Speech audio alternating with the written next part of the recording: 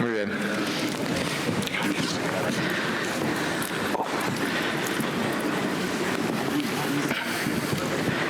Presidente, como 3/4 de hora, presidente. Como 3/4 de hora.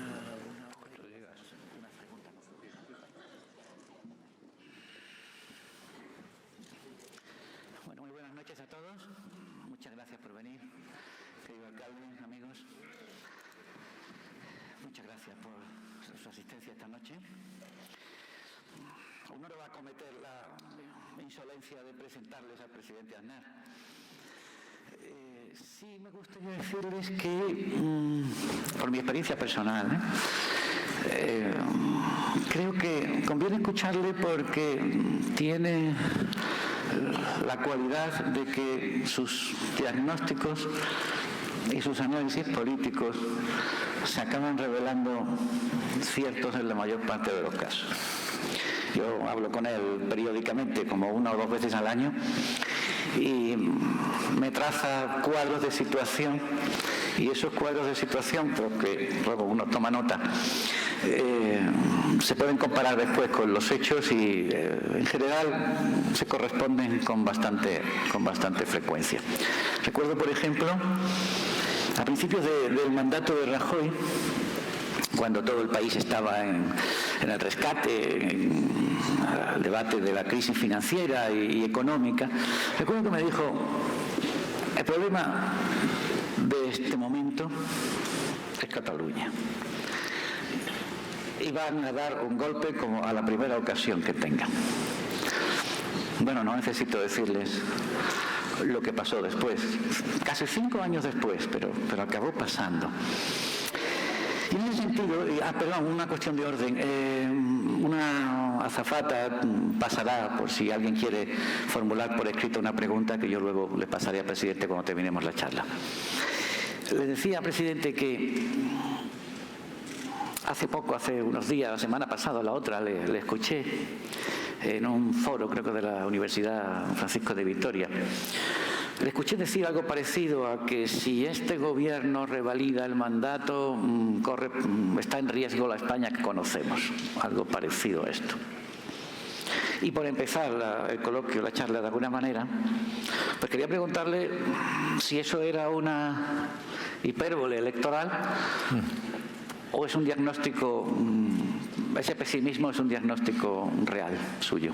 Bueno, primero, si me permite, Ignacio, buenas noches a todos y, señor alcalde, encantado muchísimas gracias a todos por estar aquí y muchísimas gracias al alcalde y al ayuntamiento de Tomares por invitarme. La verdad es que vengo con muchísimo gusto aquí y estuve hace unos años en la Feria del Libro y estuve acompañando a Ignacio Camacho y me da mucho gusto volver otra vez a Tomares, volver otra vez a pecar aquí en Tomares, volver a pecar los mismos pecadores de hace unos años y estar con todos ustedes aquí esta noche, ¿no? Y muchas gracias, Ignacio, por participar en este acto, ¿no? Yo quiero decir que no es un ejercicio electoral. Yo ya no estoy... procuro hacer de la reflexión lo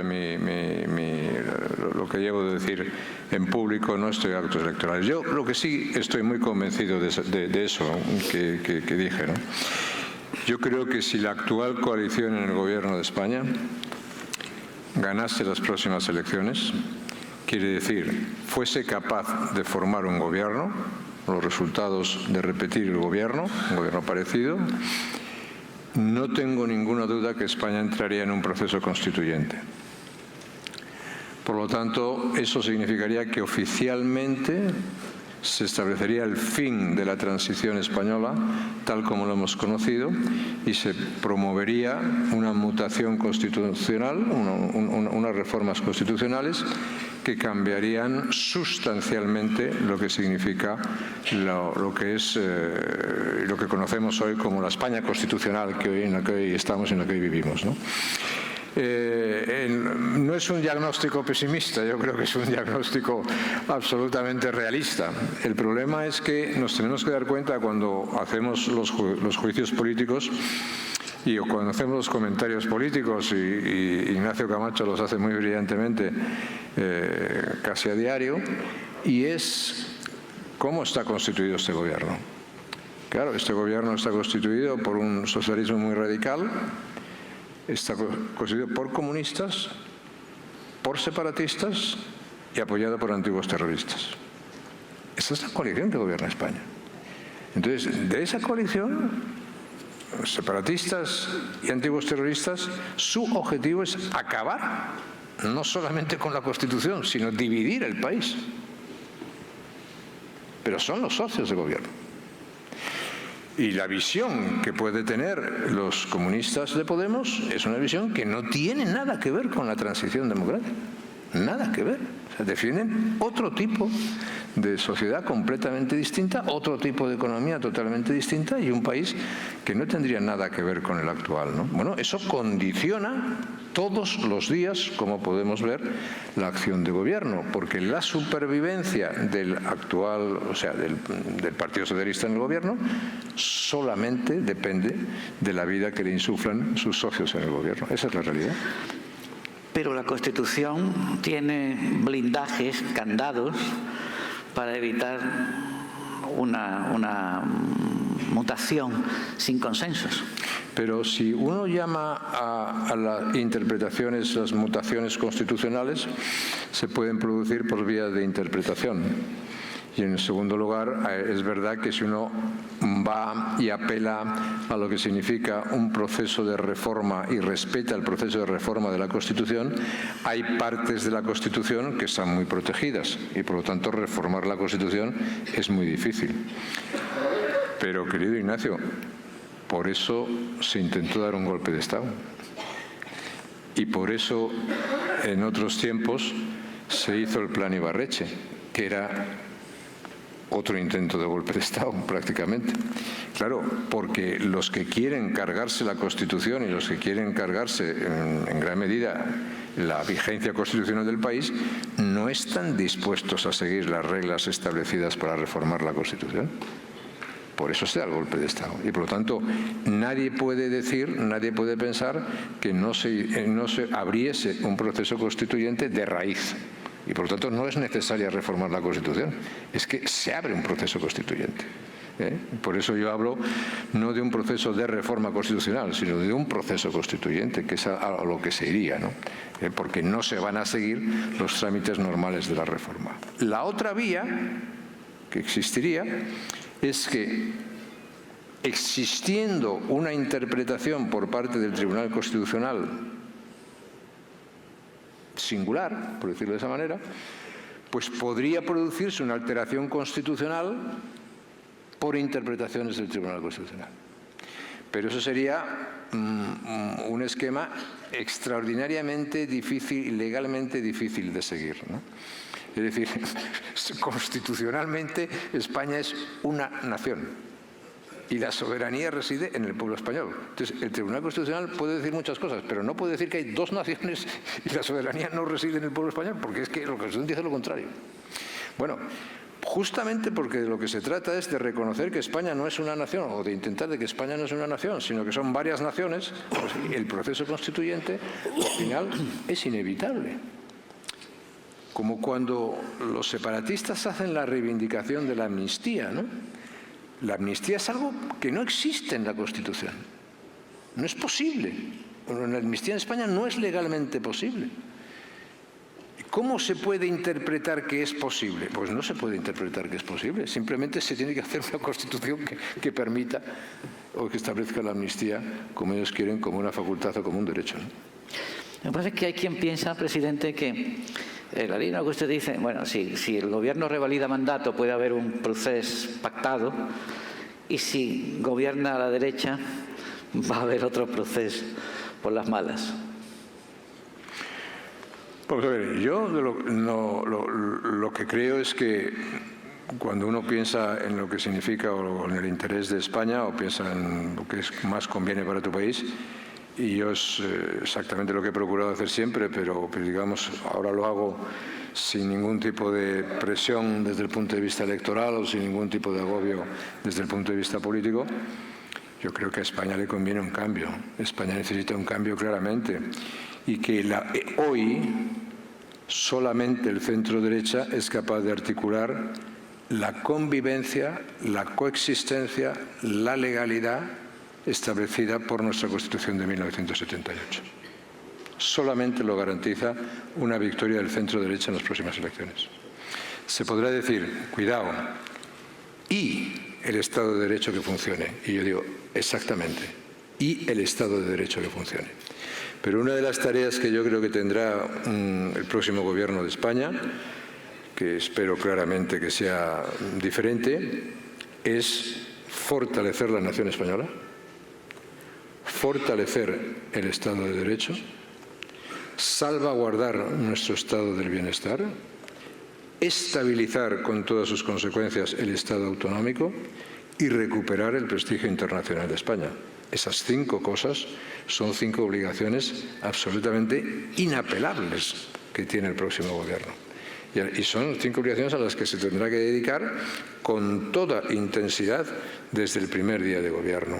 Y esto, yo creo que quien se lo pueda explicar a los ciudadanos con toda claridad lo que hay y lo que se debe hacer es exactamente lo que podemos hacer. En la transición, España apostó por muchas cosas. Apostó en la transición por una política de reconciliación y no por una política de exclusión. Apostó por una democracia y no por una dictadura.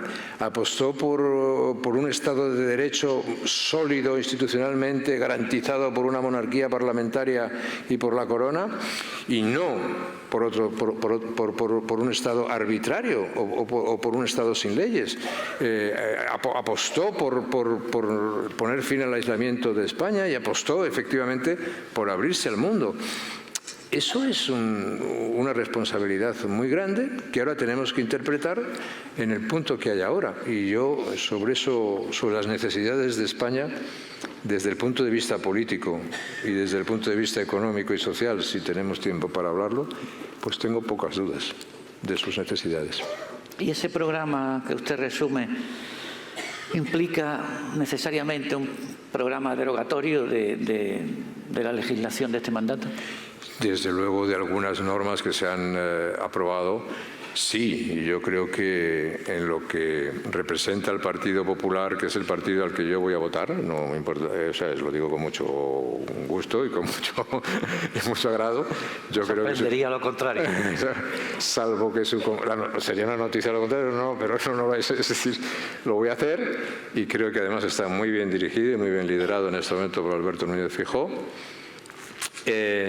Yo creo que él mismo ya ha anunciado aquí en Andalucía, el otro día en la iglesia de San Felipe Neri, donde se debatió y se aprobó la Constitución de 1812, pues ha anunciado un programa de calidad democrática que merece la pena ser tenido en cuenta, merece la pena ser leído y ser apoyado, ¿no? Porque ese es un programa de los que efectivamente forman parte de la renovación del Estado de Derecho, de la renovación institucional, del fortalecimiento institucional y de la nación española a que yo me refería antes.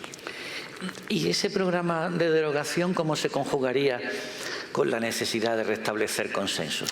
¿O no hay que restablecer consensos? Sí, hay que procurar restablecer consensos. El problema es que para tener consensos tienes que tener una parte con la que consensuar. Y esa parte con la cual consensuar en este momento no existe. Se pueden poner muchos ejemplos. Uno de ellos lo estamos viviendo estos días. Por ejemplo, lo que está pasando estos días, hoy, por ejemplo, lo que está pasando en la relación con Marruecos, ¿no? Es decir, consenso significa tener objetivos comunes. Y consenso significa compartir algo de esos objetivos comunes. Y luego discutir que a esos objetivos que se pueden compartir y que son comunes se puede llegar por caminos distintos. Sí, pero el objetivo se comparte. Y eso fue el valor inmenso de la transición, el compartir objetivos. Los consensos es un instrumento que te acerca a los objetivos que quieres hacer. Una España democrática, un Estado de Derecho más fuerte, una España económicamente más sólida, una España más integrada en Europa. Todo ese objetivo lo compartes. Buscas consensos para actuar. Pongo el ejemplo y objetivos compartidos. El problema es cuando tú dejas de compartir objetivos. Cuando no se comparten objetivos, se dice, oiga, ¿yo qué quiero? No, yo quiero mantener esta Constitución porque es la base de nuestra convivencia. ¿Y usted qué quiere? No, yo quiero cargar la Constitución. Y digo, mire usted, el consenso es muy complicado. Y aquí el único consenso que hay es que usted tiene que respetar las normas y las leyes. Y si no respeta las normas y las leyes, hay que aplicar las consecuencias correspondientes. Eso es lo que pasó con el golpe de Estado y ese es el error garrafal, en mi opinión, de lo que ha pasado ahora con la reforma del delito de sedición y con la reforma de la malversación. Es decir, no puede ser que el resto de los españoles vayan a ser los paganos de lo que hicieron unos separatistas que quisieron dar un golpe de Estado para liquidarse España. No puede ser. Bueno, pues es posible porque se ha eliminado el delito de sedición y es posible porque se ha rebajado y se ha modificado completamente el delito de malversación, ¿no? Entonces, si el objetivo común no existe, es fundamental. Consensos. Yo nunca he tenido, en ese punto de vista, en mi experiencia política, nunca tuve problemas con el Partido Socialista sobre lo que significa un consenso del mantenimiento de la Constitución en España. Otra cosa distinta es que uno sentiría España de una manera o sentiría España de otra manera o hablarías de la manera que tuviese, pero nunca ha habido falta de consenso sobre eso. Ahora lo hay. Y eso es un problema. Es decir, la famosa coalición Frankenstein que no te dejaba dormir y te quitaba el sueño todas las noches porque iba a ser una calamidad para España, no es un invento de la derecha fascista. Como el otro día, es un invento de la izquierda. Son palabras de la izquierda, preocupada, razonablemente preocupada y con razón, ¿no? Entonces, pongo un ejemplo hasta dónde puede llegar esas cosas. Y le pongo de hoy, y no sé si... Vamos a ver. La política internacional es una política que precisamente tiene que buscar razonables acuerdos y consensos.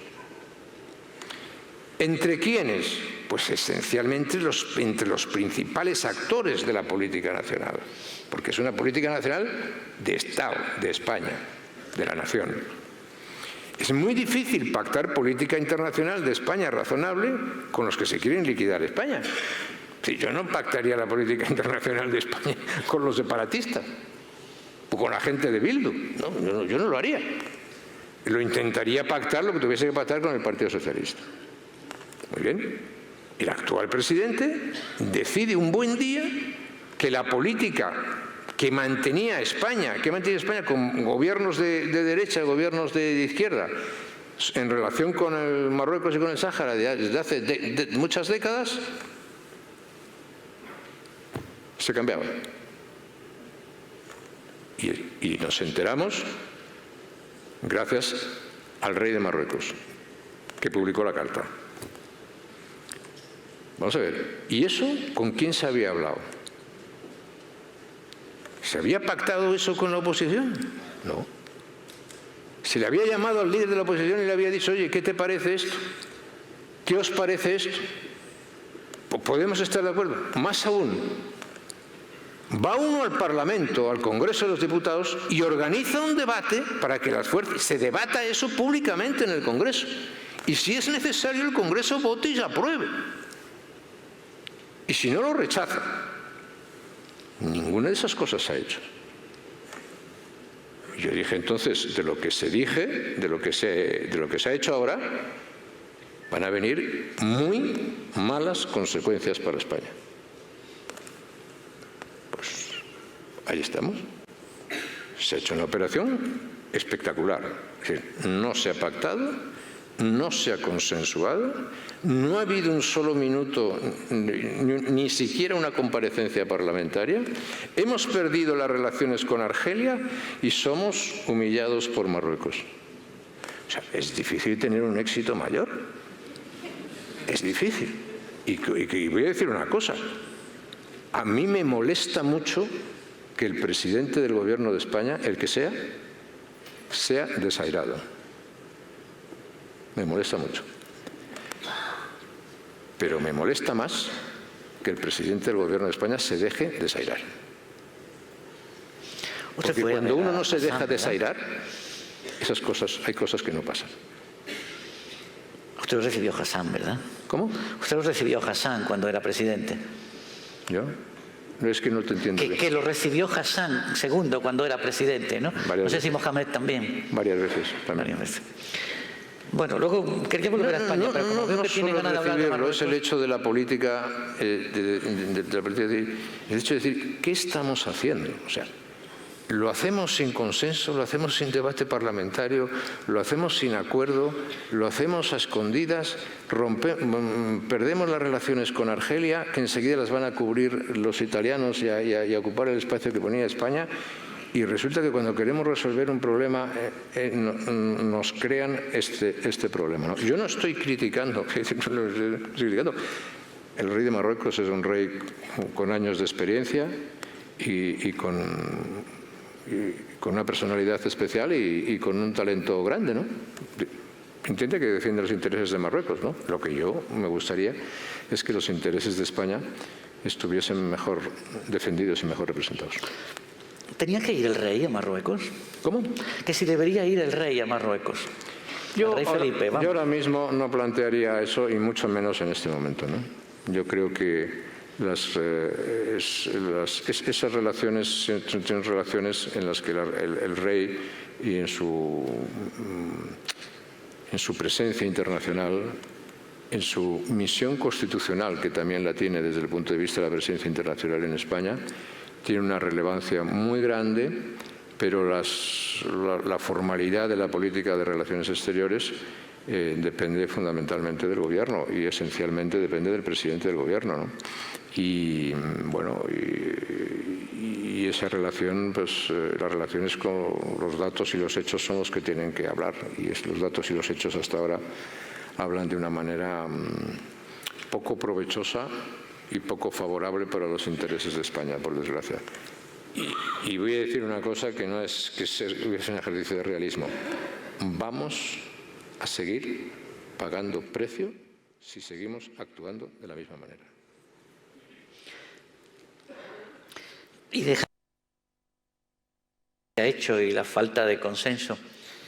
¿El giro sobre el Sáhara no tiene cierta lógica? Sobre todo, digo, la nueva geoestrategia, la presencia creciente de China y de Rusia en el área de influencia africana, el giro de Estados Unidos también.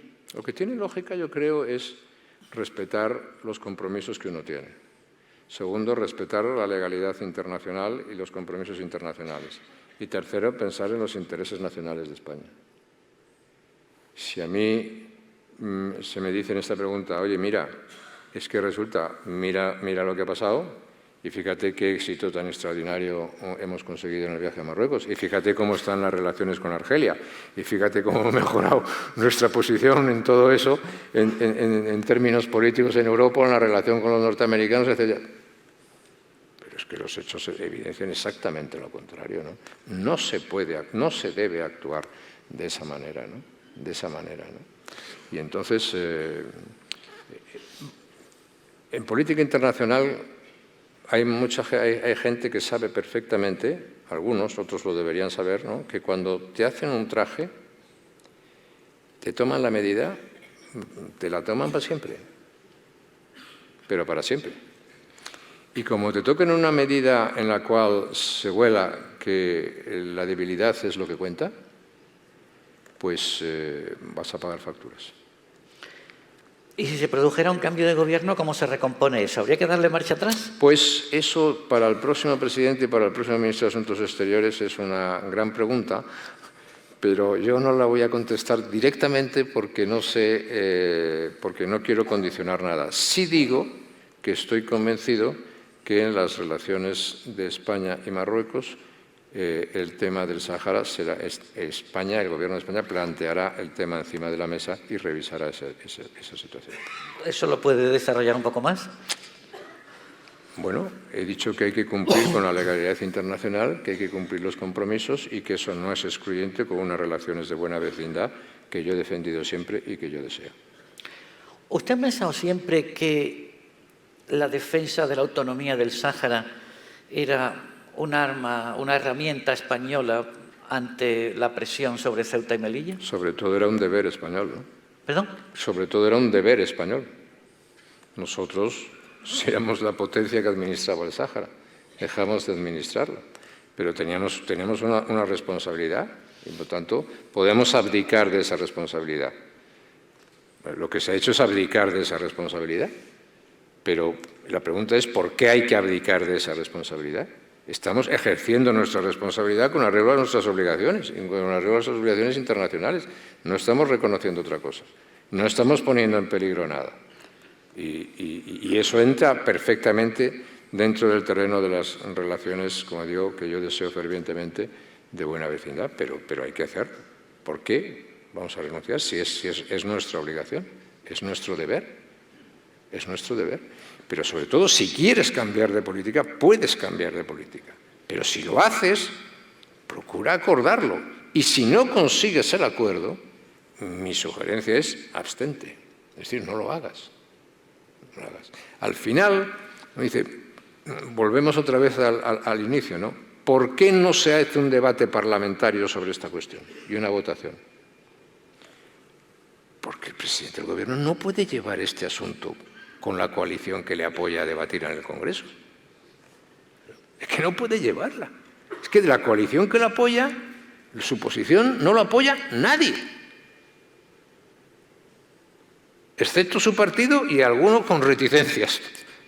Entonces no la puede llevar. Claro, pero es que esa situación política, que es la que yo creo que hay que salir, es una situación política que se expande, pues no solamente a cuestiones internas, sino también, evidentemente, a la posición internacional de España, ¿no? Y estas flashes que caen, que se podrá decir, no es la primera vez que un rey de Marruecos hace esto, ni a un presidente, a otras figuras internacionales. Bueno, sí es verdad, pero a mí eso me da igual. A mí lo que me importa es el interés de mi país, que es lo que yo tengo que defender, ¿no? Volviendo un poco a donde estábamos antes del paréntesis marroquí, hablaba usted de la dificultad de los consensos con este Partido Socialista. ¿Usted ve en un eventual post-sanchismo, usted ve recuperable a ese PSOE convencional constitucionalista, o eso ya le parece un unicornio político? ¿O la izquierda ya va por otro camino? ¿Usted cómo ve un eventual post-sanchismo? Siempre partiendo de un hecho que no se ha producido, que es la derrota, ¿no? Hombre, sería deseable que la transición, o sea, que el sistema constitucional español siguiera dependiendo de dos pilares muy poderosos, uno en el centro-derecha y otro en el centro-izquierda. Y sería negativo para la democracia española, en mi opinión, que uno de esos pilares pues, se desmoronase o se desviase claramente, ¿no? Ahora mismo, en mi opinión, está claramente desviado. O sea, no nos vamos a engañar. Es decir, o sea, y eso no empieza ahora, empieza hace años. Pero yo creo que hay una parte importante, no solamente en Podemos, no solamente parte comunista, o sea, la parte de Bildu terrorista, esa parte ha querido acabar con esto siempre, ¿no? La parte separatista hoy declarada y dominante, como es la Esquerra Republicana, pues pasó de un nacionalismo moderado y de votar la Constitución. El 97% de los ciudadanos catalanes votaron a favor de la Constitución. Bueno, pues a un golpe de Estado. Hay una parte de la izquierda que se ha vuelto comunista radical, que es la parte de Podemos, y que no lo oculta. Sus simpatías por Venezuela, por Irán, por Putin, por todos los mejores del barrio. Y hay una parte del Partido Socialista que está en esa línea, que declaró hace tiempo, oiga, este compromiso nuestro con la legitimidad que nace en la transición democrática, pues no tiene sentido. Y por lo tanto vamos a hacer políticas que vayan en favor del cuestionamiento de esa legitimidad. Eso existe. Y es lo que prevalece hoy en el seno de ese partido. ¿A mí me gustaría que prevaleciera otra cosa? Sí. Y no lo sé si va a pasar o no va a pasar, pero lo que nos tenemos que preocupar es sobre todo ahora de centrarnos en hacer posible el cambio y en hacer lo que hay que hacer. Yo digo, si se puede hacer por consenso, con una mayoría que pueda consensuar, porque sí, porque se comparten objetivos, metas, fines y hay una parte con la que hablar y consensuar, estupendo. Si no se puede hacer de esa manera, cuanto más sólida sea la mayoría que tenga que actuar, cuanto más respaldada esté políticamente y socialmente, tanto mejor para los intereses del país. Y en esa mayoría, según las encuestas, va a ser inevitable que entre Vox. Yo no estoy nada seguro de eso. Y sobre todo no lo deseo. No es lo mismo una cosa que la otra. En mi caso van juntas. Creo que es posible que no ocurra y además no lo deseo. Yo creo que teniendo en cuenta las dificultades, teniendo en cuenta las dificultades que se va a encontrar el próximo gobierno, objetivamente en sí mismo, desde el punto de vista político y desde el punto de vista económico, teniendo en cuenta las decisiones que hay que tomar en el país, teniendo en cuenta la falta posible de consensos para tomar esas decisiones por falta de un interlocutor en la otra parte, cuanto más sólida sea la mayoría en torno al Partido Popular, tanto mejor para los intereses de España y tanto mejor para gobernar. Y yo espero y deseo que esto lo entiendan muchos votantes de Vox. Es que yo estoy obviamente respeto todas las opiniones y habrá gente que no esté de acuerdo, pero yo digo, a falta de consensos, cuanta más mayoría, mejor. Y si hay una mayoría suficiente, mejor para lo que necesita España. Mejor. Y no solamente hablando en términos políticos. Vamos a hablar en términos de lucha contra la inflación, en términos de equilibrios económicos, en términos de reducción de deuda, en términos de reducción de déficit, en términos de un sistema de pensiones sostenible, en términos de un sistema fiscal razonable, en términos de hacer un país atractivo. Yo quiero una España atractiva.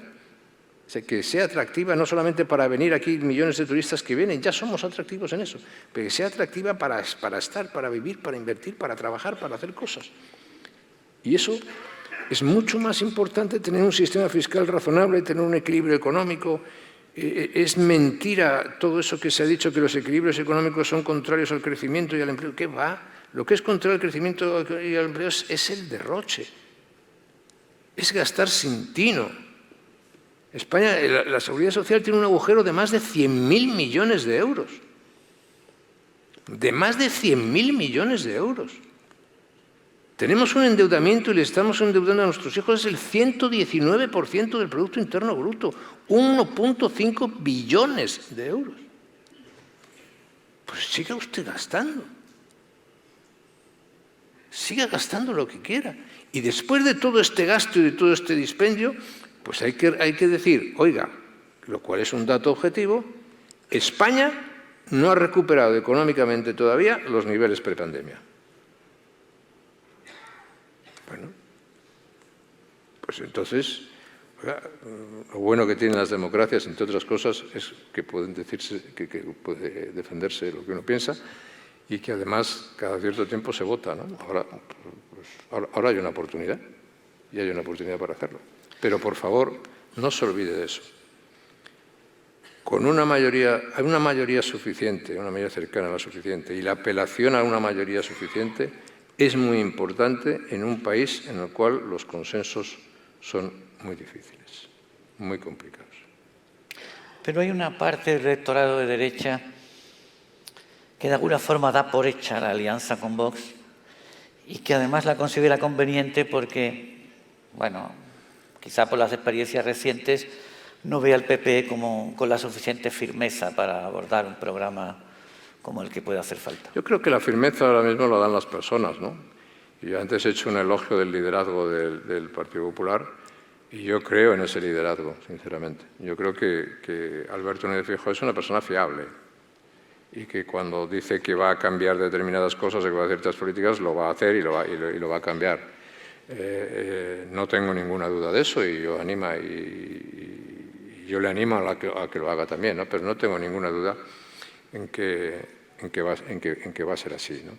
O sea, me dice, hay una parte del electorado que antes era del Partido Popular, que ahora puede estar en Vox, que dice que puede volver. Yo creo que sí que puede volver y que debe volver y que ojalá vuelva.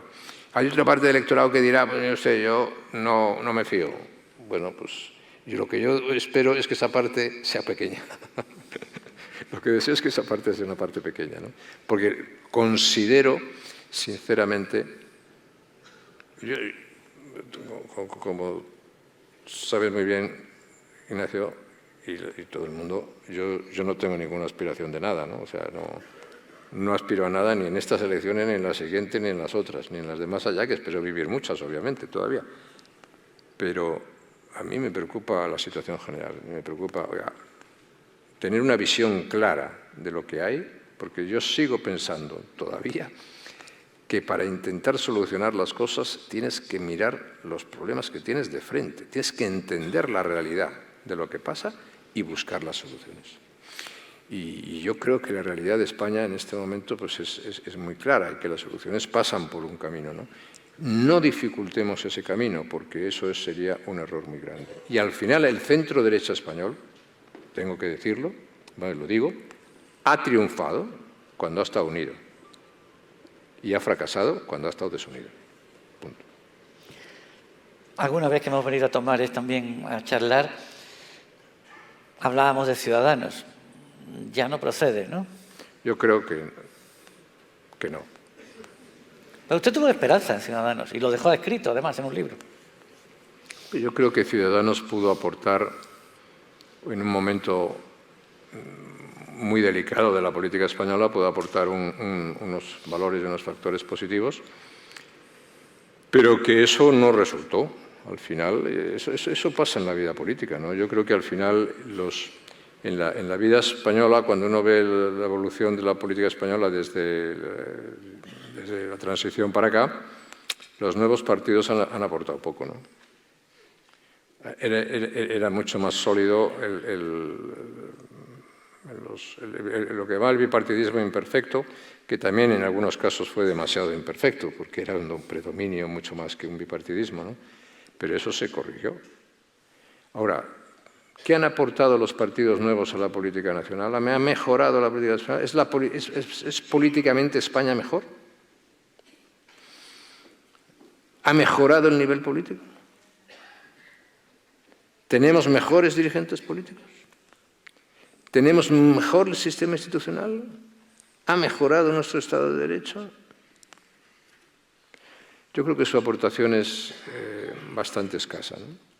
Por eso, efectivamente, una recuperación de la socialdemocracia moderada es muy importante, ¿no?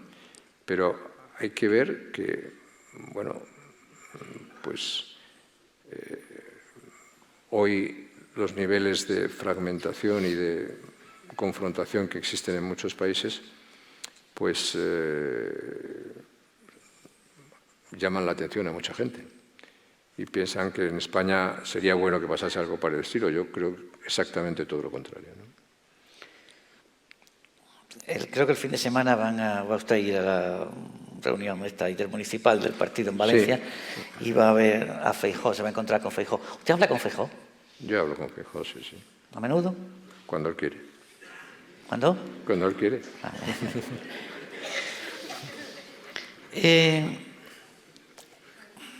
¿Usted es partidario de que dentro de las cosas que pudiera hacer un gobierno eventualmente de derecha o de centro y de derecha, se abordasen reformas sobre asuntos en los que Vox pone mucho énfasis, como la ley de género, la inmigración, el aborto, etcétera? Yo, en algunos casos, no tengo ninguna duda, ¿no? En el tema, por ejemplo, de la ley de memoria democrática, por ejemplo, ¿no? que es un disparate espectacular y que es el ejemplo del cuestionamiento de la transición total, ¿no? y de la transición y de la legitimidad constitucional, ¿no? Y es otra vez el retorno a las políticas de exclusión y a las políticas de guerra civil que tanto mal trajeron a este país, ¿no? Entonces, no tengo ninguna duda en relación con eso, ¿no? Hay otras cuestiones que pueden ser cuestiones más opinables, más delicadas, que hay que estudiar y que hay que mirar, ¿no? Yo soy partidario de un defensor de la vida, lo he sido siempre, y entiendo que puede haber unas circunstancias específicas pues, que hagan necesario tener algunos, digamos, o tomar algunas decisiones o regular, ¿no? Bueno, esa es una cosa, y otra cosa es presentar eso como el gran avance progresista del mundo, ¿no? Yo en esas cosas no creo, ¿no? Y por tanto esas cosas lo que hay que es hablarlas, reflexionarlas, mirarlas con la ley, hablarlas con la sociedad española y tomar las decisiones correctas, ¿no? Entonces, en algunos casos yo no tengo ninguna duda, en otros casos yo creo que hay que abrir un diálogo razonable siempre que se pueda hablar. Acabamos de tener la experiencia en Castilla y León de lo difícil que es explicarse y hablar en este momento, ¿no? Porque a mí me preguntaron una vez, ¿qué piensa usted del documento que han aprobado en Castilla y León? Digo, usted, si es que no hay ningún documento. ¿Cómo puedo pensar en un documento que no hay? No, si no hay documento. Entonces, se ha organizado un escándalo monumental durante una semana sobre una cosa que no existía. ¿Y eso qué significa? Pues significa que los diálogos son muy complicados y en tiempos electorales, como se sabe, más complicados todavía. Y en estos tiempos políticos, pues todavía más. Por lo tanto, en algunos casos yo creo que sin duda es necesario. Por ejemplo, no sé, pero ¿cómo no se va a corregir la ley del solo sí es sí o cómo se diga exactamente? Solo sí es sí. Pero vamos a ver. Pero se ha rebajado la pena de 300 violadores y se ha puesto en la calle a 30 violadores o a 30... ¿Cómo? Yo sinceramente es que no. Desde el punto de vista de alguien que tiene una experiencia del gobierno, es que me cuesta trabajo entenderlo. Pero me cuesta trabajo entenderlo porque, o sea, usted hace una ley que quiere buscar unos efectos. Que yo no discuto las buenas intenciones. O sea, usted quiere buscar unos efectos. Y la ley le produce exactamente los efectos contrarios de lo que usted pretendía. Oiga, pues cámbiela, modifíquela. Es que cuando uno puede, es que en el gobierno uno puede decir, oiga, usted me he equivocado y corregir las cosas. Bueno, pues ¿cómo no se va a modificar eso? Pues claro que se tiene que modificar eso. El delito de sedición. ¿Pero cómo? Nos hemos dado cuenta en España de que si en España pasa lo de Brasil, lo que pasó en Brasil, o lo que pasó el 6 de junio de hace 2 años en los Estados Unidos, no hay delito de sedición. O sea, lo que ha pasado en Brasil, que ha sido un intento de golpe de Estado en Brasil, en España es un desorden público. Es decir, es como si salen de aquí 40 de ustedes, organizan una bronca en la calle. Bueno, oiga, pero es que eso no tiene ningún sentido. Entonces, claro, ¿cómo no se va a modificar eso, no? Como el tema de la malversación, son normas aprobadas específicamente para favorecer a personas y a grupos políticos que son los que intentaron dar un golpe de Estado. Bueno, los que intentaron dar un golpe de Estado. En España no tuvieron éxito. Eso se tiene que cambiar, se tiene que modificar. Y yo creo que la mayoría del país está en eso, ¿no? Y me parece que es la expresión de un país muy sensato, ¿no? Es muy difícil entenderlo, sinceramente yo no lo entiendo. Yo creo que no entro en el fondo ni siquiera de la ley, pero cuando una ley produce unos efectos indeseables, pero usted corríjalo.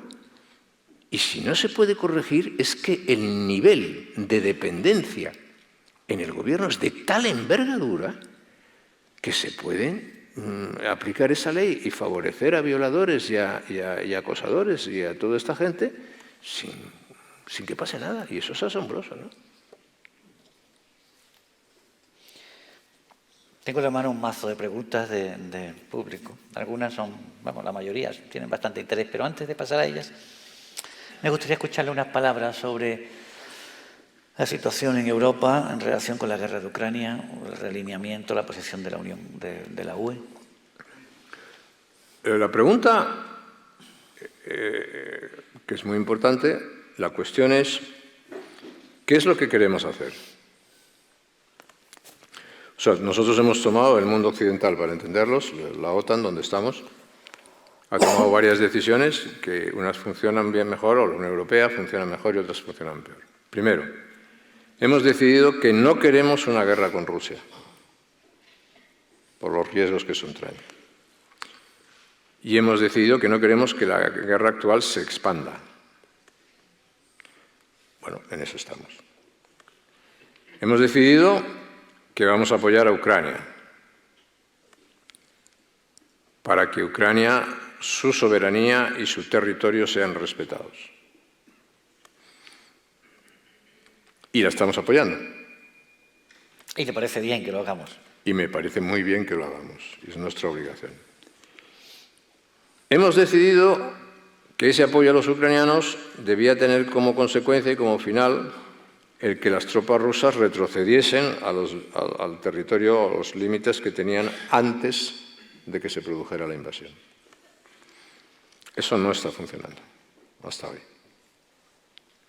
Entonces, la cuestión es decir, si queremos conseguir que se mantenga la independencia, la soberanía y la integridad territorial de Ucrania, tendremos que ayudar más a los ucranianos, facilitándole más armamento, más sofisticado, con más capacidad de enfrentarse a las tropas rusas, si es que queremos que los ucranianos puedan empujar a los rusos otra vez para atrás. Eso acabaría en una mesa de negociación, pero al final. Pero si eso no se hace, el riesgo para la OTAN es un riesgo y para el mundo occidental es un riesgo enorme. ¿Por qué? Porque detrás de todo esto está la gran competición y el gran desafío de China a los Estados Unidos y al mundo occidental. Y eso tiene un nombre en el corto plazo que se llama Taiwán. Pero además de eso, ya nos tenemos que olvidar, y lo ha hecho, como se ha dicho con acierto hace muy pocos días, Ucrania ya no puede ser un Estado neutral después de ser invadido, después de lo que ha pasado. Es que Ucrania pudo ser un Estado neutral, ya no lo puede ser. Ucrania tiene que ser un Estado miembro de la OTAN y miembro de la Unión Europea. Y por lo tanto la OTAN y la Unión Europea debemos actuar en consecuencia. Evitando riesgos, sí. Mi impresión es que nuestro compromiso tiene que ser muy claro y, en segundo lugar, debemos no solamente mantenerlo el tiempo que sea necesario, pero yo creo que esto va para largo y que cuanto antes los ucranianos puedan disponer de armas más sofisticadas que les permitan no solamente defenderse mejor, sino recuperar parte del territorio perdido o todo el territorio perdido, tanto mejor. Pero eso el propio Biden dijo que era, hace unos meses, ahora ha cambiado de opinión, que era cambiar la escala de la guerra y aproximarse a la confrontación directa. A veces algunos políticos, quiero decir, a veces seguir las afirmaciones de algunos dirigentes políticos, incluido el presidente Biden, pues es complicado, ¿no? Biden dio el visto bueno al gasoducto, al segundo gasoducto entre Rusia y Alemania, Nord Stream 2, y a los 10 días se dio cuenta que había cometido un error. Cuando Rusia invade Ucrania, la primera reacción norteamericana y la primera reacción de Biden es decirle a Zelensky que le sacan del país. Y el otro diga que yo no quiero salir de aquí, lo que quiero es que me manden armas para defenderme. En fin, esas cosas son errores que se pueden cometer y son cosas que se pueden hacer, ¿no? Yo creo que el compromiso de la OTAN es claro, que el compromiso de los Estados Unidos es claro y que todos los países deben hacer un esfuerzo para ayudar a Ucrania. Ahora, evidentemente, quien tiene la mayor responsabilidad es quien tiene el mayor poder, y el quien tiene el mayor poder y la mayor capacidad tecnológica y militar y económica, pues son los Estados Unidos. ¿Y todo esto puede servir para cohesionar un poco más a Europa o no? Para cohesionar la OTAN ya ha servido, Yo creo que a Europa le siguen faltando objetivos y objetivos claros de qué es lo que quiere y de qué es lo que pretende. Entonces Europa sigue estando instalada en la debilidad y el problema europeo es que Europa tiene que trazar también una hoja de ruta muy clara con objetivos muy claros. Pongo un ejemplo. La política de energía, ¿no? Que todos ahora hablamos mucho de esas cosas, ¿no? Para mí una de las consecuencias de la invasión de Ucrania y de la invasión rusa es que Europa debía haber aprovechado la ocasión para modificar totalmente su política energética. Lo que hemos hecho, y no se ha hecho mal del todo, lo que hemos hecho es reaccionar a una situación, pero no dar los pasos para modificar la política. Y entonces eso pues lleva a cometer errores muy grandes, ¿no? Que es lo que hace a Europa, en parte, ahora mismo menos atractiva que para los Estados Unidos. Por ejemplo, empresas industriales. Con la legislación que se ha aprobado ahora en los Estados Unidos es muy atractiva para las empresas industriales. Y está basada en cosas que tienen bastante sentido común. Por ejemplo, la ley te dice, usted, es decir, nosotros, los norteamericanos, vamos a apoyar los coches eléctricos. ¿Sí? Y vamos a dar dinero para los coches eléctricos. Muy bien. Con una condición. Se fabrican aquí, en los Estados Unidos. Europa dice, nosotros vamos a dar subvenciones para los coches eléctricos. Y damos subvenciones para los coches eléctricos. Los coches eléctricos se fabrican en China. ¿Cuál es la diferencia? Que si sigues esa política en muchos sectores, Estados Unidos cada vez se va a industrializar más y Europa se va a desindustrializar. Entonces, los europeos nos sentimos agredidos porque dicen, los americanos están compitiendo injustamente contra nosotros, ¿no? Oiga, los americanos están haciendo lo que tienen que hacer. ¿Por qué va a subvencionar un contribuyente americano un coche eléctrico para ser fabricado en China? Entonces, pongo este ejemplo. En Europa, ¿por qué pasa eso? No pasa porque los americanos sean más listos que los europeos. Pasa porque el principal país de Europa, Alemania, tiene su economía, depende en gran medida de las exportaciones a China y de lo que se fabrica en China por las fábricas alemanas. Y por lo tanto, las fábricas alemanas fabrican coches eléctricos en China que subvencionamos todos los que estamos aquí. Entonces, tú me dices, desde el punto de vista europeo eso es una política lógica, ¿no? Desde el punto de vista alemán puede tener sentido, pero desde el punto de vista europeo eso habría que irlo corrigiendo porque vas a perder enormes posibilidades de tu futuro, ¿no? Y yo creo que al final, desde el punto de vista estratégico, si estamos convencidos, como yo lo estoy, de que, bueno, ya estamos en una era de competición entre poderes, pero la diferencia del mundo de hoy estratégicamente al mundo de hace 20 años es que hoy hay un país que está desafiando al poder más importante. China está desafiando ya a los Estados Unidos. Eso es lo que vamos a ver en las próximas décadas. Y este episodio de Rusia formará parte de esa historia, que es una historia mucho más complicada. Entonces, Europa tiene que ver qué hace ahí. Y Europa tiene que elegir muy bien su sitio, porque si no Europa corre el peligro de quedarse en terreno de nadie, ¿no? Y yo soy totalmente partidario de la Unión Europea, quiero preservar la Unión Europea, creo que la Unión Europea tiene que ampliarse, creo que su seguridad tiene que estar vinculada a los Estados Unidos, creo que tiene que estar en la OTAN, creo que tenemos que fortalecer los valores del mundo occidental y tenemos que ser conscientes de que no tenemos ni nuestra libertad ni nuestro bienestar garantizado, sino que nos lo tenemos que ganar todos los días, como todo, ¿no? Tengo algunas preguntas que desde distintos planos hacen referencia a la misma cuestión, que es la reforma de la ley electoral. Uno dice que para aliviar, para reducir la influencia de los grupos independentistas o para aumentar la proporcionalidad y tal. ¿Usted cómo ve eso? Yo es que sí creo, sinceramente, que la ley electoral no ha sido un gran problema en España.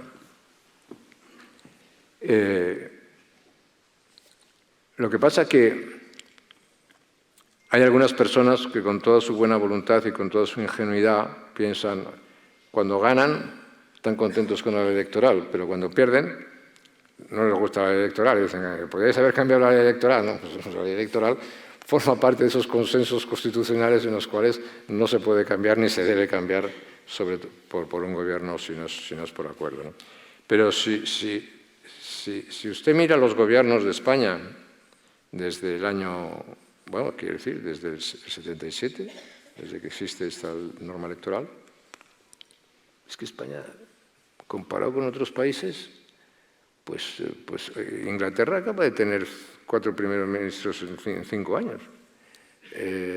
Francia tiene que cambiar, el primer ministro de Francia es una figura más complicada, ¿no? Pero Italia, fíjese, todos los primeros ministros, yo he conocido un montón. España no. España no.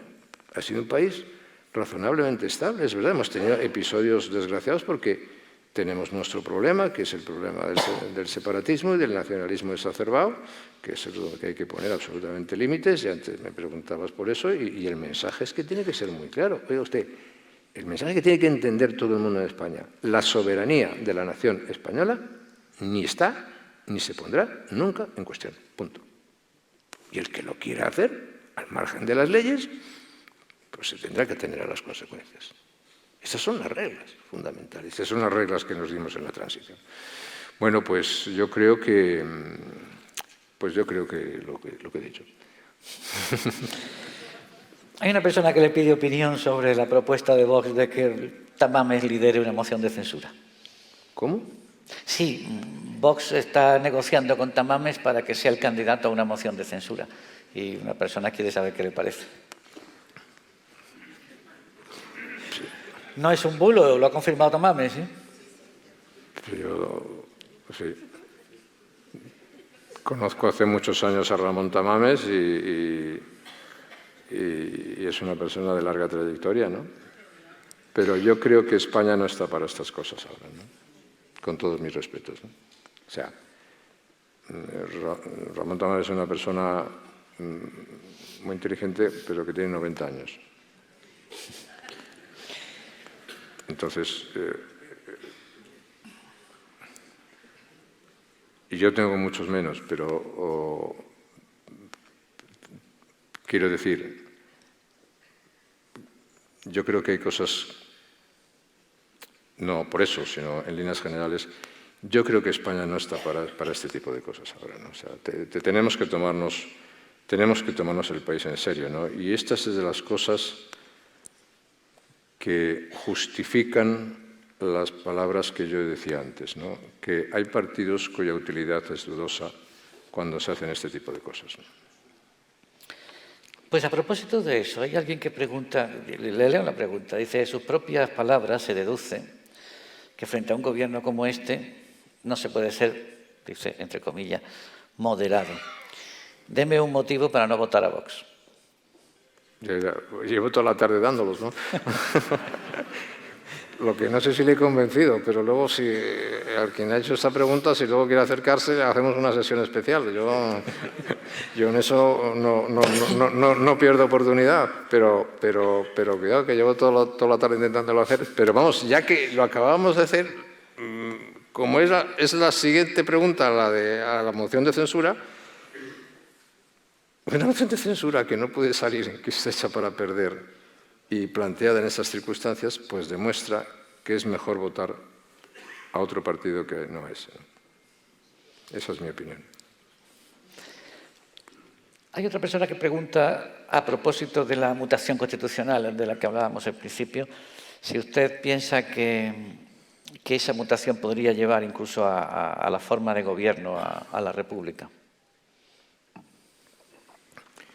Yo creo que la Constitución española está basada en la monarquía parlamentaria y en la corona como elemento unificador, no excluyente, sino integrador de la pluralidad de España y de los españoles. Si se pusiese en cuestión el sistema constitucional, se pone en cuestión la monarquía constitucional, no tengo la menor duda. Y yo creo que la monarquía constitucional es el mejor sistema del cual podemos disponer los españoles, ¿no? Por lo tanto, los que ponen en cuestión la Constitución y la tensión saben muy bien que ponen en cuestión la monarquía constitucional. Y la mejor garantía de la coexistencia y del ejercicio de las libertades democráticas en España sigue siendo la monarquía constitucional. Y por lo tanto, yo lo voy a decir en palabras de Cánovas, ¿no? Constitución es monarquía. Y ojalá eso sea duradero, muy duradero. Hay otra pregunta, claro, con cierta retranca le pregunta si cree usted que el señor Feijóo se parece al señor Rajoy. Yo creo que Feijóo... Además de ser gallego, dice. Yo creo que Alberto Núñez Feijóo se parece mucho a Alberto Núñez Feijóo y que va a ejercer de Núñez Feijóo. Y eso, pues con la experiencia que tiene y después de 4 años, de 4 mayorías absolutas en Galicia y con la serenidad y con la claridad de idea que tienes, pues a mí me tranquiliza. Hace como un año, en una intervención, cuando se cumplió el 25 aniversario de la victoria del Partido Popular, le oí decir, delante de Pablo Casado, y oí decir que el liderazgo consistía en fijar objetivos, establecer estrategias y tomar decisiones. ¿Ve a Feijóo en esa línea? Sí. Lo digo porque poco después pasó lo que pasó en el Partido Popular. Pero, bueno, no hay dos personas iguales, ni hay 2 liderazgos iguales, pero sí, evidentemente, las personas tienen sus oportunidades y tienen sus responsabilidades. Luego hay un momento determinado en el que una persona, el alcalde de Tomares, pues oiga, es candidato al alcalde de Tomares, pero cuando llegas al alcalde de Tomares, pues oye, alcalde, tú tienes que tomar las decisiones, y para lo bueno y para lo malo, lo que no te puedes y unas veces funciona y otras veces no funciona. Aquí en Tomares yo sé que está funcionando y ojalá siga funcionando, pero hay unas veces que dices, tú nombras un jefe de una empresa y no funciona. Dices, es que voy a elegir ahora el consejero delegado de no sé qué y no funciona. Pues lo tienes que cambiar. Bueno, pues eso ocurre. Ocurre en la política, ocurre en la empresa, ocurre en el mundo de la comunicación, ocurre en todas partes, ¿no? Lo que hace falta es ayudar lo que se puede y desear mucha suerte y que las personas tengan la capacidad y el talento suficiente para triunfar. Yo creo que Alberto Núñez Feijóo es un presidente que garantiza sensatez, tranquilidad y reformas a los españoles y les va a garantizar un buen periodo de vida democrática en España. Hay un par de preguntas que se refieren a su mandato. Una le pregunta por qué pactó con Pujol, esto se lo preguntan siempre, y la otra por qué no derogó las leyes educativas de la izquierda.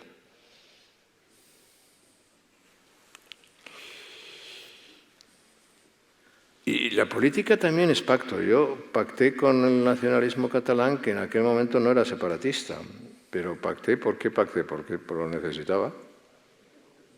Claro, es que si no, no hacíamos gobierno. El problema es cuál fue el resultado del pacto. Entonces, yo no voy a hacer el elogio de mi gobierno, porque no tiene mucho sentido. Y porque todo el mundo sabe que fue un gobierno muy bueno.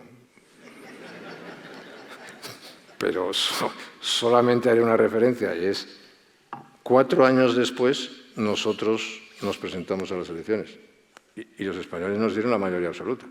Por tanto, no estarían muy enfadados con nosotros, ni el pacto sería malo, el pacto funcionó para España, era un pacto para toda España, era otro momento, era un momento en el que se podía hacer eso, ¿no? Y se hizo, ¿no? Lo necesitábamos. Hice un pacto con el Partido Nacionalista Vasco, que no lo necesitábamos. Y lo hice justamente como un ejemplo de lo que significaba una capacidad de entendimiento entre fuerzas políticas nacionales y unas fuerzas políticas nacionalistas. Luego el PNV ha tenido su evolución también, de acá para allá, de allá para acá, de ahí para aquí. ¿Arriba para abajo? ¿No se ha arrepentido siquiera de haber retirado los gobiernos civiles? ¿Por qué? Si no requite... En general, la presencia del Pero Estado el en los título, territorios. vamos a decir que este auditorio municipal, en vez de llamarse auditorio municipal, se llama de otra manera. Sala municipal. O sea, el gobierno civil era un organismo que tenía unas facultades. Esas facultades las siguió teniendo. Lo que pasa es que en vez de llamarse gobernador civil, se llamaba subdelegado del gobierno. Pero las facultades son exactamente las mismas. Lo único que cambió fue el rótulo del edificio. Lo único que cambió. El delegado del gobierno es una figura establecida en la Constitución. Los subdelegados del gobierno en la provincia son los antiguos gobernadores civiles, pero no cambió para nada la competencia, cambió exactamente el rótulo del edificio. Ahora, si me dicen, ¿eso a lo mejor los nacionalistas lo consideran con un gran éxito? Pues oye, si estamos hablando de rótulos, pues hablamos de rótulos, pero si hablamos de política en serio, no hablamos de rótulos, ¿no? Bueno, pues ir terminando. Bueno, hay varias preguntas que se refieren al 11M y eso, no sé si tienen ganas de hablar de eso. Hay cosas más agradables de las que hablar, pero tampoco tengo ningún inconveniente en contestar lo que se me pregunte, porque no tengo Básicamente, nada. Por ejemplo, ¿está satisfecho de la resolución judicial sobre la autoría y sobre todo eso? Es la que es, no la discuto. A mí lo que más me duele de todo aquello es que no se pudo impedir. Que no se pudo impedir. Y cuando estás en un gobierno, pues una tarea fundamental es intentar impedir que esas cosas ocurran. Impedimos muchas cosas, impedimos que ocurrieran muchas cosas. Y efectivamente, y dicho por un superviviente, pues eso tiene a lo mejor alguna relevancia especial. Pero aquello no pudimos, no lo evitamos. Y eso y las tragedias humanas que se produjeron, ¿no? Luego, pues las sentencias judiciales pues yo las respeto mucho y las decisiones judiciales pues las respetaré y nunca la he cuestionado. Pero si a mí me preguntas si los que hicieron aquellos eran una pandilla de aficionados, no lo eran, ¿no? Y si me preguntas si tenían una información muy detallada de lo que hacían y eso, también la tenían, sí. Y si tenían medios más que suficientes para hacerlo, también los tenían, sí. Y ya está. 3 cosas para terminar. Bueno, hay un chico de 21 años que dice, tengo 21 años, y si la juventud es el futuro del país, ¿por qué? Yo también los tuve. Pero eso se pasa. Eso pasa, sí. Y dice, si la juventud es el futuro del país, ¿por qué os olvidáis, entiendo que los dirigentes políticos, de ella? No solo no me olvido de ella, sino que muchas de las cosas que yo he dicho aquí están pensando en los jóvenes. Pero, claro, estas son las cosas que hay que hablar un poco en serio, ¿no? Vamos a hacer la primera crisis que hay en todo el mundo occidental hoy y en otras gran partes del mundo es una crisis demográfica. España tiene una crisis demográfica brutal. En España mueren cada año más personas de las que nacen. No discutimos sobre esto. No se habla sobre esto. España es un país ya sustancialmente de personas mayores. Las personas mayores, un país sustancialmente de personas mayores, necesita unas obligaciones o tiene unas obligaciones y unas responsabilidades muy claras. Por ejemplo, las personas mayores necesitan más atención sanitaria, por ejemplo. No discutimos sobre esto. Bien.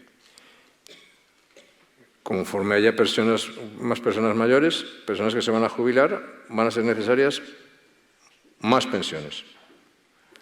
Tenemos un agujero de 100.000 millones de euros en la seguridad social.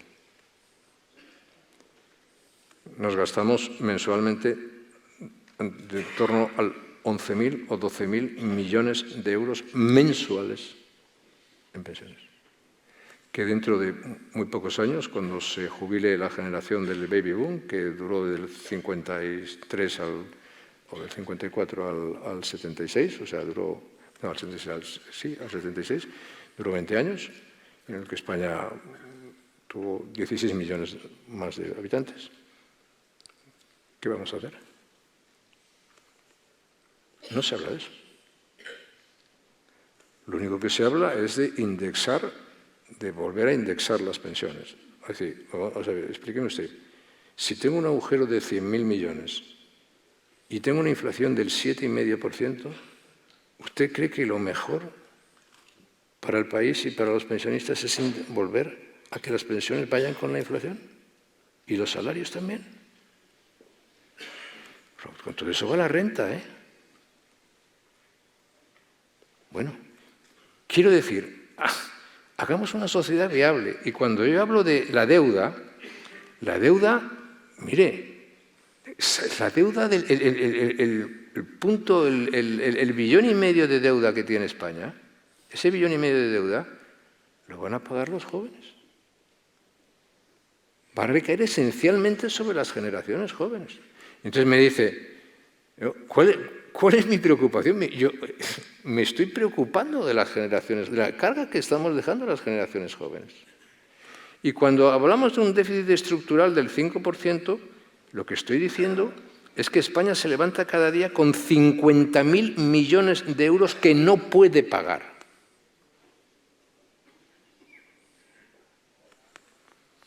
¿Quién lo va a pagar? Mucha suerte para los jóvenes del pasado mañana, como sigan estas políticas. Entonces, claro que hay que hacer muchas más ofertas para los jóvenes. Pero tenemos que ser muy conscientes de todo eso. Hemos construido una sociedad demográficamente para personas mayores y estamos excluyendo a las personas jóvenes. Cuidado, porque eso no va a funcionar. Eso no va a funcionar. Entonces, eso no se puede limitar diciendo, pues que vengan todos los inmigrantes del mundo. España no tiene un problema de inmigración serio todavía, no lo tiene como lo tienen otros países de ninguna manera. Pero cuidado, porque eso no se puede afrontar solo de esa manera, ¿no? Y entonces, claro, cuando hablamos de todas estas cosas, cuando hablamos de la natalidad, cuando hablamos de la vida, cuando hablamos de la familia, cuando hablamos de la sociedad, tenemos que discutir todos estos temas. Y todos estos temas son de la suficiente importancia como para que intentar que haya una cierta, como se dice, una cierta conversación seria sobre estas cosas que son sobre las cuales depende fundamentalmente el futuro del país, ¿no? Ahora, como tú sabes muy bien, Ignacio, a veces es muy difícil discutir esto y hacerse escuchar en esto, ¿no? Por relajar un poco, hay un lector, un espectador que creo que le ha traído además unos libros, que le pregunta si sigue leyendo poesía. Sí. Sí. Y además, los 2 últimos libros que he leído, no solamente leo, sino que regalo. Y aquí hay algunas personas sentadas que se han beneficiado de mis regalos de poesía. Y yo también recibo regalos de poesía. Pero los 2 últimos, precisamente, son de un gran poeta que está establecido aquí en Sevilla, se llama Abelardo Linares, ¿no?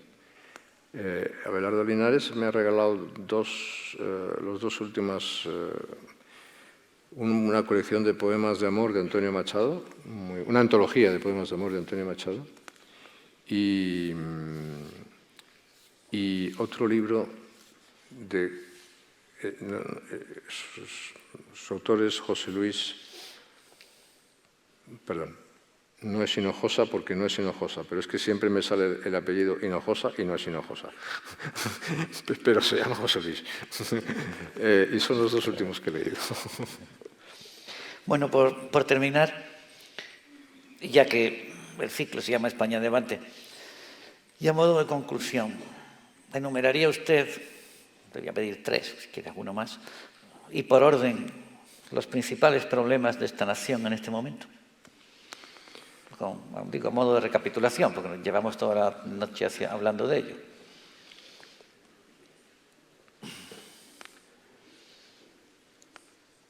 la vigencia constitucional de la nación española,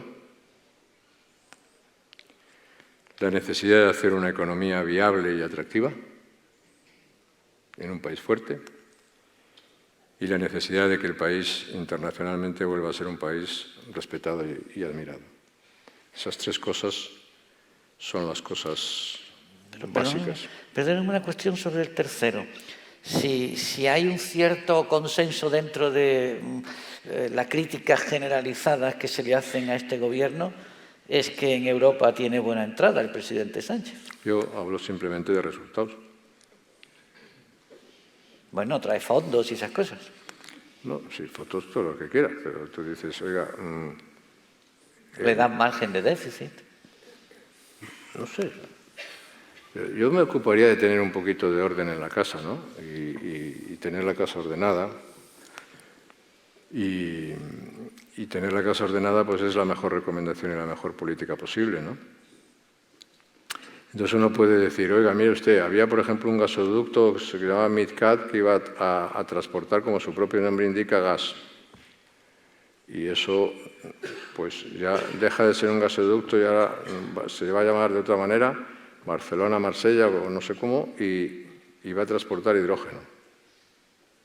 Ah. ¿Y dónde está el hidrógeno? No hay. Bien. Puede haber a lo mejor dentro de varias décadas. ¿Y quién va a comprar el hidrógeno? Oh, buena pregunta. Si no hay hidrógeno, ¿cómo va a comprar el hidrógeno? Y si lo hay, ¿a qué precio se tiene que comprar el hidrógeno? No hay una fábrica alemana que vaya a comprar hidrógeno si es que hay hidrógeno dentro de 10 años al precio que se produce el hidrógeno. Entonces, quiero decir...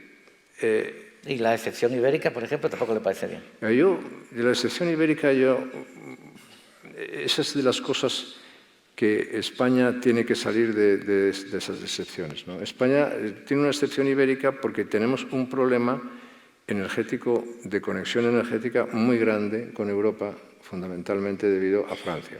Como yo he vivido eso, me lo conozco, porque yo he discutido muchas horas sobre esas cosas. Pero no hay que vender paquetes que no existen. Al gobierno yo le deseo muchos éxitos internacionales, a cualquier gobierno que sea. Pero no creo que España, honradamente, sinceramente, esté viviendo internacionalmente su mejor momento. Ni en Europa, ni en el norte de África, ni en la relación atlántica con los Estados Unidos, ni en el mundo iberoamericano, que es tan especialmente importante para nosotros. Esos 4 pilares básicos de la política española no viven su mejor momento. Y luego, pues cada uno se hace las fotos que quiera, pero las fotos no son fotos, nada más que fotos.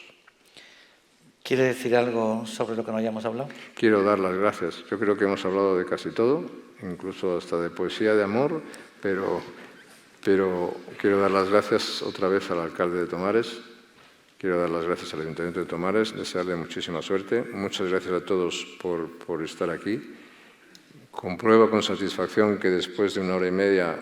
No se mueve nadie, ¿eh? Todos han sobrevivido a la sesión y, por lo tanto, algo habremos contribuido a eso. Y muchas gracias, Ignacio Camacho, que sigue siendo probablemente de las personas o la persona a la que merece la pena seguir y leer con asiduidad en los medios de comunicación de España. Y lo digo porque es así, sinceramente porque lo creo, ¿no? Una anécdota, si me permites, para terminar, que igual te gusta a ti como periodista, ¿no? Mi abuelo fue un periodista muy famoso, conociste, bueno, mi padre también fue periodista, también, de la radio, mi abuelo vasco, trabajaba en el País Vasco, navarro, pero trabajaba en Bilbao, y firmaba con un seudónimo entonces en vascuence que se llamaba Gudalgai. Gudalgai significa el soldado en el País Vasco. Y hacía unas crónicas espectaculares que publicaba en el Diario Vasco, las publicaba sobre la Primera Guerra Mundial. Se hizo muy famoso por ser un gran cronista de la Primera Guerra Mundial. Y un día le pidieron que fuera a ver a un gran empresario de la época de una gran familia, que se llamaba don Nicolás María de Urgoiti. Don Nicolás María de Urgoiti y le fue a ver y le fue a entrevistar. Y don Nicolás, cuando termina la entrevista, mi abuelo le dice a don Nicolás María de Uche, bueno, don Nicolás, y ahora que ya hemos tenido la entrevista, dígame de verdad, ¿qué piensa usted de cómo va la guerra? Y don Nicolás María de Uche le dice, eso se lo pregunta usted a su colaborador Gudalgai. Y entonces mi abuelo, que tenía 18 años o 19 años, se empieza a escurrir de la butaca y Gudalgai le dice, ¿qué le pasa a usted? Y dice, es que Gudalgai soy yo. Y dice, pues es que Gudalgai es el que nos marca criterios a todos nosotros en el tema de la guerra. Gudalgai fue condecorado por los aliados en la guerra, porque siempre fue a la Diófilo, en mi casa también, ¿no? En la primera y en la segunda. Quiero decirte que esa historia, que es una historia de éxito joven en el periodismo y que yo a veces cuento, hoy hay algún Gudalgai, digamos, y esos Gudalgais a los que algunos se puede leer sabiendo que tienen en la cabeza muchas cosas a las que decir, pues uno de ellos, en mi opinión, se llama Ignacio Camacho. Y yo lo digo con mucho gusto porque es verdad y porque a mis años me gusta decir las cosas que pienso y esta la pienso. Pues muchas gracias, señor presidente. Un honor. Y muchas gracias a ustedes por su asistencia.